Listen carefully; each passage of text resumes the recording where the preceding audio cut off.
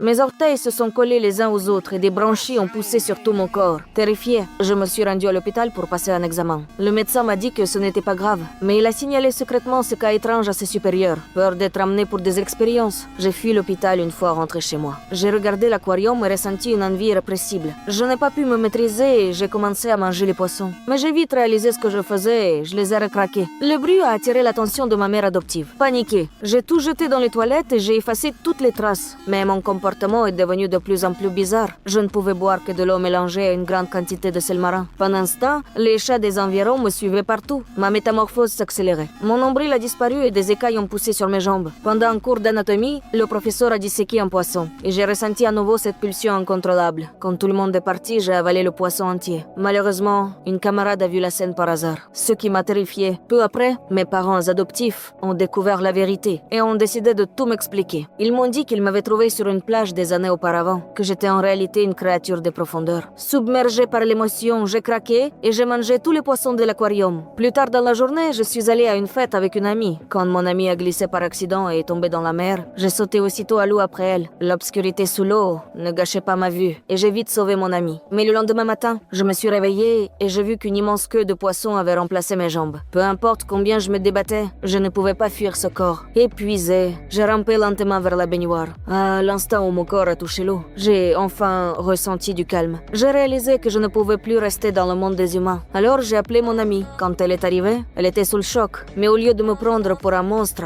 elle a tendu la main pour m'aider et m'a conduite en voiture jusqu'à la plage. Une fois sur place, j'ai appelé mes parents adoptifs pour leur dire au revoir. J'ai serré mon amie dans mes bras puis je me suis glissée lentement dans la mer.